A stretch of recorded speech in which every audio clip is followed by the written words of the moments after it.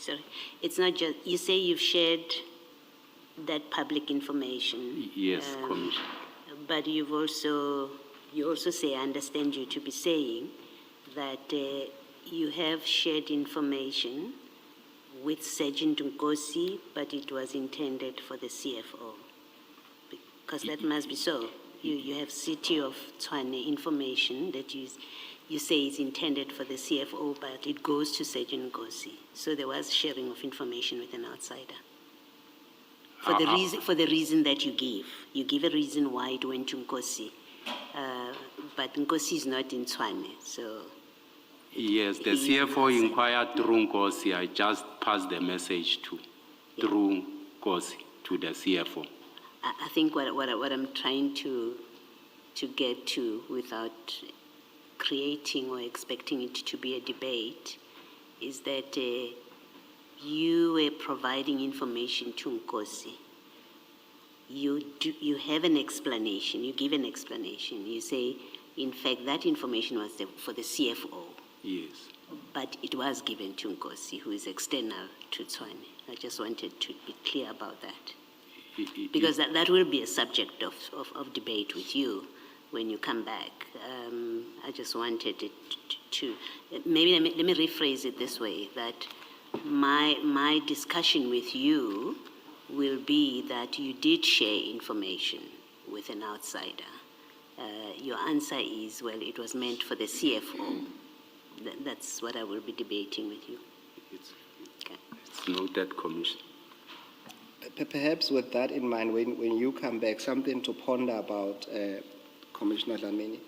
And the essence of it is this, is that with information, because it's a consumable, once you receive it, whether it's intended for you or not, you have consumed that information, whether you pass it or not. It's not an item as me passing you a cell phone to pass on to a third party, and then we leave it like that and we take it on face value that it was just sharing off, or at least passing off of an item, and information was consumed, even if it was not intended at the end of the day to land with that person. It was conveying the message. So think about what I'm saying to you. Then when you come back, as Commissioner Baloyi said, it is something that we can debate on. Okay. Thank you. It is alleged that you have a personal relationship with Sergeant Nkosi. As a result of the relationship, it is further alleged that you assisted bidders in winning tenders, in that you had conversation with Sergeant Nkosi about Ngapesheya security, wherein Sergeant Nkosi admit he approached you for assistance in a bid for his brother, the owner of Ngapesheya services, had with the city, and you referred him to an expert of tenders. I consider Sergeant Nkosi as a younger brother. I have dealt with the question of my relationship in the first statement in paragraph 6, 7, 8, 9, and 10 of the notice addressed to me, dated 27 March 2026, in terms of the regulation as indicated here. It is not true that I have assisted any bidder in winning tenders. I actually refused to assist and preferred instead to refer Sergeant Nkosi to Mr. Matobela, who I thought could be of assistance. The reason why I referred Sergeant Nkosi instead of personally assisting him with his request would have amounted to a conflict of interest. I referred Sergeant Nkosi to Mr. Matobela to help him with his request. I did so because Mr. Matobela is well vested with administrative matters. I have never said he is a tender expert, as testified before the Commission. Okay, proceed. You further leaked confidential and sensitive information regarding the tenders and companies that have sent bids to Sergeant Nkosi, in that you sent him a WhatsApp message confirming the 2 vehicles for land, meaning the tender for land are Ngapesheya and El Shaddai. In addition, you further provided him with a list of 7 other companies who are supposed to get the tender as per alleged communication with people purporting to represent the EFF, and you requested that Sergeant Nkosi to check with via Mr. Mnisi and Mr. Julius Malema if those 7 companies are the correct companies that EFF want to get tenders. There were no confidential or sensitive information that I have leaked from the city. The information that I sent to Sergeant Nkosi, which included the 2 names of the companies, came from Mr. Matobela and not from the city. I was literally confirming that the 2 companies would be preferred. It was a choice of words from Mr. Matobela to refer to these companies as vehicle, which I adopted in relaying the message to Sergeant Nkosi. Maybe I misheard. I heard you say I was literally confirming instead of I was not literally confirming. But as I say, I may have misheard you. I was not literally confirming. Thank you. Thanks, Commissioner. I had a visit to my office by Mr. Muzi and Sipo. The 2 I know from student movement in the late 80s, who claimed to have met with the CFO and gave him 7 names of the security companies. I then requested Sergeant Nkosi to verify with the CFO the story, and only to discover that it was not true. Not probing at this stage, but can you explain why you did this via Sergeant Nkosi and not inquire directly from the CFO? I know Sergeant Nkosi to be having a relationship with Mr. Mnisi. I did not have the contact details for Mr. Mnisi. You work in the same, you work for the same institution, the City of Tshwane, Deputy Chief. Through Commissioner, I don't have most of the group heads' contact details. Yes. All right, thank you. Before you move on, you make reference to the 2 gentlemen, Muzi and Sipo. Can you provide us with their full names? I know Muzi as Muzi Mazibuko, but Sipo, I don't know his surname. I was close to Muzi during student movement. They came, the 2 of them. But you knew this guy from the 80s? Yes. Both of them? Both of them. And almost 40 years later, you say you don't know Sipo's... I don't know his surname. I know him as Sipo, yes. Muzi, we were at school together. Okay. Same school together.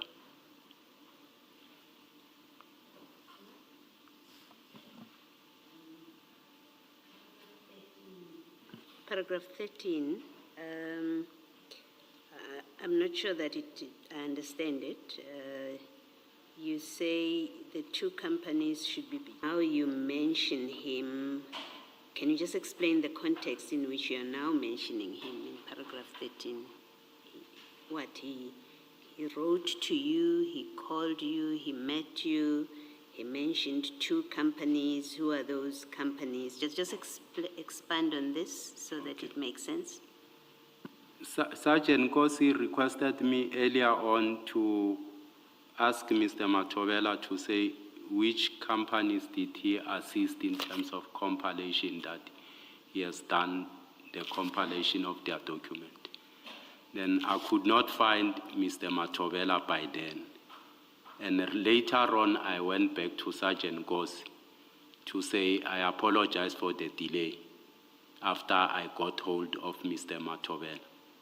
And then to say he gave me these names of bidders that he has assisted. So when Sergeant Nkosi made the inquiry with you, he did not give you names. He just gave you a general question. Yes. Ask Matobela which Yes. companies did he assist Yes. with tenders. Yes. Did he explain why he was asking that question? He- Or did you ask him, why are you asking me that kind of general question? I took it that because I referred him to Mr. Matovela to assist Peggy.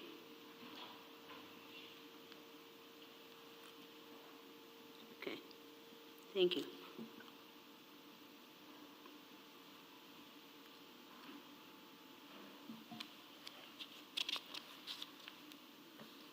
I am tempted, without probing, Commissioner, to say that given what you testified earlier on, that your initial take on this matter was that the only assistance you were willing to give Sergeant Nkosi was to refer him to Mr. Matovela. Would it not have been, at least at this stage, also been prudent of you to adopt the same stance, given that you have also mentioned that you foresaw a potential conflict of interest if you get involved? I took it that because Mr. Matovela, I know him for a long time. He worked with me for quite some time. He was actually at ease to say I must contact him, speak to Mr. Matovela on his behalf. That's not my question, but let's park it for now. Okay. Thank you. Let's then proceed. Just also a follow-up on the chairperson's question earlier, which was about why you did not speak to the CFO directly. You see what you say in paragraph 14, that you, through Sergeant Nkosi, you wanted to verify with the CFO. You've earlier in your statement said you have a professional relationship with the CFO. Yes. Can we take it then that you have sat in meetings with the CFO in that professional capacity? Yes. You've had some discussions with him. You knew where to find him if you wanted to find him. Yes. Is that correct? Is that correct? Yes. So it's not as if you didn't know each other and you didn't know where to find him if you wanted him. I knew him, but the thing that I asked Sergeant Nkosi is because these people name drop the name of the CFO. Yes. And I know that he's close to the CFO. Could be easier for him to verify that information. Okay, all right. No, I just wanted to be clear. Yes. That in your professional, in what you describe as your professional relationship with the CFO, you've had to deal with him on a face-to-face basis. Yes. Okay, thank you. Let me just ask something. In organizations such as the municipality, Tshwane municipality, there's an internal system or the network where if you're looking for somebody's name and you want to know which department they are, their email address and phone number, you can easily do that, correct? Correct. And if you needed the CFO's phone numbers, you could just go on the system and they would be there. Correct. I'm not sure if they are there. Mine are not there, the cell phone numbers. Yours are not there. But if you wanted you wanted the CFO's phone numbers. By then it never came to my mind because I'm Sergeant Nkosi. We're not there yet. Yes. So for now, I'm just following up on Commissioner Baloyi's question and the chair's question that if you wanted the CFO's phone numbers, all you needed to do was go in the system and you could find them. I agree with you. Yes, thank you. Thanks. Just to round off this paragraph 14, just two follow-up questions. This Muzi and Sipo, were they from EFF themselves, as far as you know?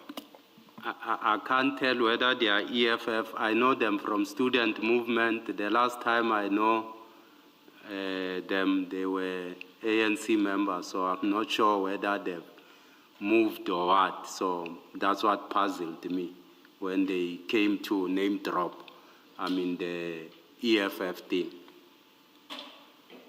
And did you ever confront them about this lie? What turned out to be a lie eventually? Since I never confronted them about it. All right, let's move on to paragraph 15 then. That you are allegedly involved. Sorry, before you do that, So you say there that Sergeant Nkosi to verify with the CFO. Yes. He did do that. Did Sergeant Nkosi do that? Yes, he told me that the CFO says he never met those people. He doesn't. He doesn't know them? Yes. Okay, all right, thank you. So, sorry, just to piggyback on that question, is it about the people not knowing that they are from EFF, or is it the companies? What is it that he didn't know? They claim to be, representing, the EFF, those people, to say these are bidders that they want to pursue. But I know that, within the city, I don't engage with politicians and so forth, for reasons best known to me, so much as I was puzzled in that regard. Okay, we will have to park this for now because I think the chats say something different, but let's park it for now. Okay. Let's move on to paragraph 15. That you are allegedly involved in the political interference in tenders and the awarding of same by inquiring and providing confidential information relating to Sergeant Nkosi. I think we have dealt with this one. Perhaps, I think, please do read those two paragraphs into the record. I am not involved in any politics nor interfere with any awarding of tenders, and there is no confidential information that I have ever shared with Sergeant Nkosi. The process to award tenders in the city is informed by MFMA, as I indicated, Act 53 of 2003, and the SCM policy. I have not been directly or indirectly involved in the awarding of tenders. Thank you. Let's proceed. Paragraph 17. You endorse the close relationship that Sergeant Nkosi had with Mr. Garrett Mnisi, implying that the relationship will be beneficial for you both. This is implied by WhatsApp communication sent to Sergeant Nkosi, wherein you state, you should gear yourself to do so forever. My brother, Umfowethu is the best person to be with, Ujuda Wethu, who will do great things for us compared to Ubaba Wako. And further on, for July 2025, you sent a message to Sergeant Nkosi stating, "Morning, Captain, I can see Uguti, you have captured Umfowethu, and he would not want you to leave him." I don't think it is correct, or we will be doing justice if we take one word in isolation and make a conclusion. In clarifying the entire statement, I want to indicate the context, the climax or the turning point of the statement, which I refer to, Uvutondaba, ngesizulu. It's on the word Ujuda Wethu, because I don't think the commission understood or anyone understood what it's meant by Ujuda Wethu, and it was concluded that capture in a sense of a state capture that I'm referring to, which is not true. Ujuda Wethu, meaning indumi, so it's praise. Ujuda Wethu, it does mean praise. It signifies, gratitude. So the capture in the sentence is referring to attention. It was in reference to the appearance of the background picture I was looking at, much as I further mentioned the issue of Ubabako Ongaseko, because he seemed very happy and at peace. I want to clarify also the wrong assertion that I was referring to the late Mr. Msibi. It is incorrect, as I have always referred to Mr. Msibi as Ubaba Kolan. And the father I'm referring to in the text is known to Sergeant Nkosi, but for purposes of protecting the family and revoking old wounds, I prefer not to say the name. Commissioner Dlamini, I think with this paragraph here, I don't want to say you are pulling the wool over the eyes of the commission, but it doesn't make sense what you are saying. I think Sivalkulu must, when you just go back to a page before, and we're trying to get to the essence of your message. Yes. And what you call Ubutondaba. And you want this commission to believe that at least, and I'm not probing you, it's something to think about, to say it doesn't make sense what you are saying, to say that you want the commission to believe that when you mentioned Ujuda Way too, you really meant Indumis or a praise. I think we all know the story of Judah, at least if you were to just go to the biblical scriptures, what Judah is for. And for now, I would say Judah eventually became to be someone who's an enabler, someone who sets people free or to the better promised places. So it has to be, please, considered in that way. It cannot be that it was just a mere indumiso in this context. Would you please consider this paragraph? I don't think so, Commissioner, because Judah Wetu means indumiso yetu. That simply translates to that. Much as I'm saying, the Commission never understood the context around the entire statement. It just take the first word, capture, without the entire statement. Ujuda Wetu, that's indumiso yetu. And when you say the commission never understood, you meaning that Sergeant Nkosi never understood you, because he's the one who testified on this text. I don't think he explained much on the statement. It was like he captured. He also indicated that I might be referring to attention. That's what he only understood, to say I've captured the attention of the CFO. Again, for your benefit, at least I don't accept your word capture. Please reconsider it if you may, when you come back, in the context that you are using it here, to say that you are referring to an appearance of the background picture you were looking at. But if that's your final version, it's fine, but something that we'll definitely have to revisit when we come back. Remember, I said we're not asking probing questions, Yes. but at least I have to give you a fair opportunity to at least be alerted on issues that are of serious concern. Okay. And this paragraph, for me, it's of serious concern. And lastly, on that paragraph, this name that you're not prepared to say, when you come back, would you be prepared at least to share it amongst the commissioner? Yeah, I can write it down to share amongst the commission, but not to say it publicly. Yes. No. Are you prepared to write it down now? I can. Chair, with your permission, can we then pass a note to